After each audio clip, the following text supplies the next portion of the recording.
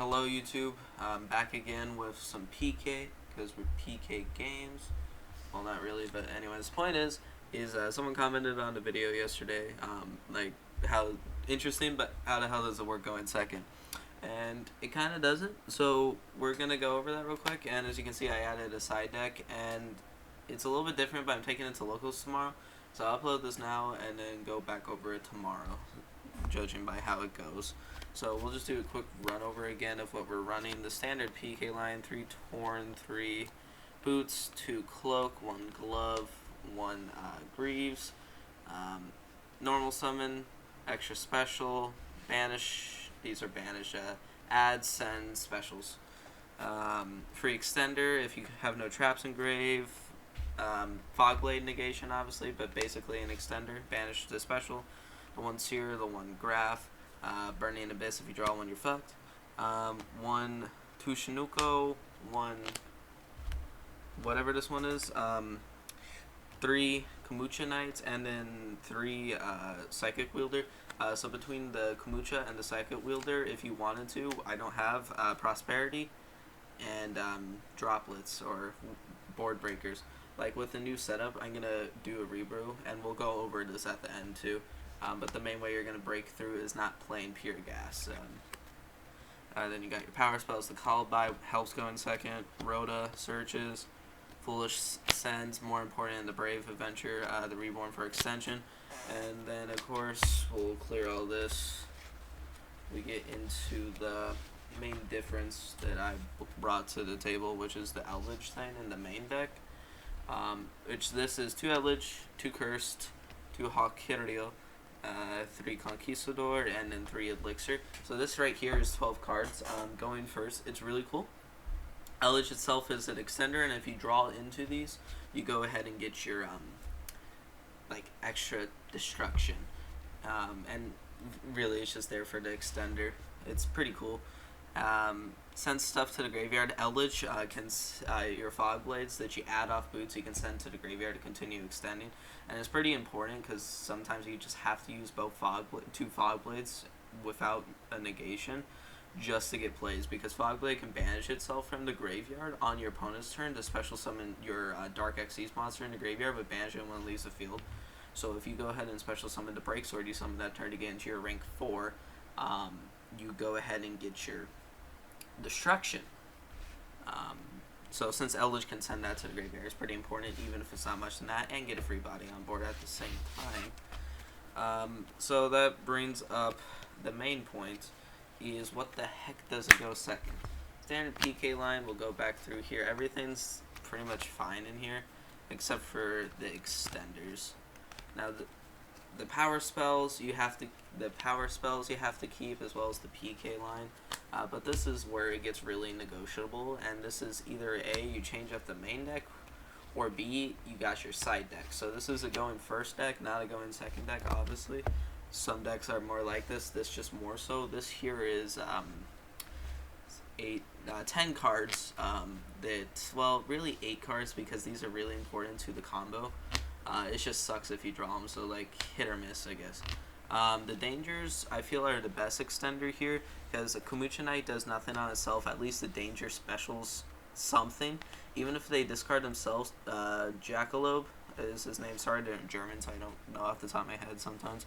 But he, on discard, specials from Grave, and then Toon Snake just special summons himself from the graveyard on discard, and if not, they get a body on board, a draw, and it's PK, so the card in the graveyard usually does something. Psychic Wielder at 3 is kind of pointless. You could play it at 2 or 1, but you could just cut it entirely. I used to play it because I wanted to go for the Hulk Dagda line, but I don't even play the Hulk Dagda line because I just don't have it anymore. It was just a really good tuner extender. I don't even play E-Telly anymore. So you can get these. The Kamucha Knight, you could probably cut out 2. It still comes up. I would probably just cut these play ratios like this, really. Take out these 3 and then still play the dangers. And then that's 3 cards right there. So you can put in prosperities. And if you really want to, you can just go ahead and get rid of all of these because they're not really necessary. Especially if you're playing Prosperity, you're always going to get your missing combo piece, and you get your board breaker into main board. So these right here is the main thing you'll change out in the deck list if you're worried about going second, because these can just be board breakers. I don't have the money for them, so that's why I'm just playing gas for now. And then we go back to the Eldlich. It's 12 cards. So the traps don't really do much, obviously, going second. Eldlich is always a going second deck, or going first, I'm sorry. So the only thing you really got here with the Eldlich is Eldlich Send effect when it pitches a spell and then destroys a card sends a card from the field to the grave. That's pretty much the only thing this provides going first, except for the extender, or going second. So that's why, of course, you can always just cut down on the Eldlich core, like take out these and Hot Curio, and then like just cut down 3 cards, take out these 3, and then that go ahead along with the 3 Wielder and the 3 Kombucha. That frees up 9 cards in the main deck for you. So like I said, it just comes down to your deck building more so, but I don't have the cards per se to really do it, and I'll show you my side deck in a second. So that's how you're going to really want to play, and we'll go back into the side, and keep in mind that the Eldlich core is 12 cards. We run through the extra deck real fast. 2 Break Sword, 1 Leviar, don't really go into it, haven't played second too often. Redoer, I used to say play Baguska, which is still probably better, but I just like that since the trap's level 4, you can go into it and then get a bounce to top a deck, and then if you banish a monster too, you get to go and special summon and take it back. So like if there's a troublesome, like you can get rid of Toad, but of course you can also just get rid of like Sprite Smashers or something, or like a 1-of card, or like I don't know, if Tier Elements is trying to fuse from field, just put it back top of deck and then steal it next turn. There's a lot of application. Your OTK line, Link Spider for your tokens that get Nibiru on because you're susceptible to that and it's somewhat played. Einmug for your traps. Battle of Thane's interesting. 1 Cherubini, main combo extender. This card really, just because it has the arrow here, makes it so broken.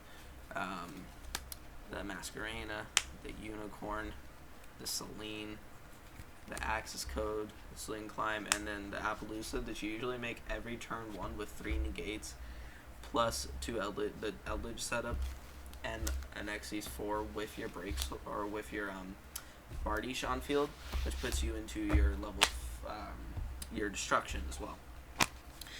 We'll go into my side deck real fast here. So we're gonna start off with 1 Ash. I only got 1 Ash. Don't ask why, waiting for the tins to be reprinted. The 1 Prankatops, just cool. The 2 Droll. The hit something. The Splight matchup. The Tier matchup, and Sprite too, really. The Harpy Feather Duster for back row, and then 3 Imperm. So, once again, 15 cards. Your Eldlich core itself is 12 cards, right? So your Eldlich core, you can side in, so like 3, 6, 9, 10, 11, and then 12 or whatever, depending on what you're facing against. This right here is switching out for your Eldlich core. So Eldlich core makes it so where they don't feel, I guess, if you go first, they're not going to feel like they have to deal with interruptions if they choose to go first. So they're going to play differently. So if you go ahead and side in 12 hand traps after playing none and no interruptions whatsoever going first, because you just lay out your whole hand, they possibly will think that. So I guess it kind of adds an element of surprise, but the main thing is that you can always just side it in. And of course we can just do what pendulums do all the time, is 3 Lightning Storm, 3 Droplet, 3 Dark Ruler, 3, all of that stuff. And then of course if you just take out the Psychic Wielders, you already have the Prosperity in the main deck, so you're fine. It's just that you gotta side deck it And that's where the main play going second is. Since this is going first deck, you always have the side deck for game 2. Game 1, you kind of just got to take the L, really, or just play the board breakers in the main deck, which if you have them, I recommend, like I said, the Wielder mainly, as well as one of the Eldlich cards, or 2 of the Eldlich cards, and probably Kombucha. Play 3 Prosperity and then 3 Board Breaker of choice. Evenly matched is pretty good, with Adventure being on the rise a tiny bit due to it being really well with Splight. Since they have to banish all the tokens, or Dark Ruler even, just for a cheap option. It's just that Prosperity is needed to get the 3 consistency. Also, it searches out all of your wrong extenders. So with Prosperity, it basically takes over the spot of Wielder's importance. And really, that's just how you would get over it. It's just you have to side it or just have better deck building. That's really what it comes down to.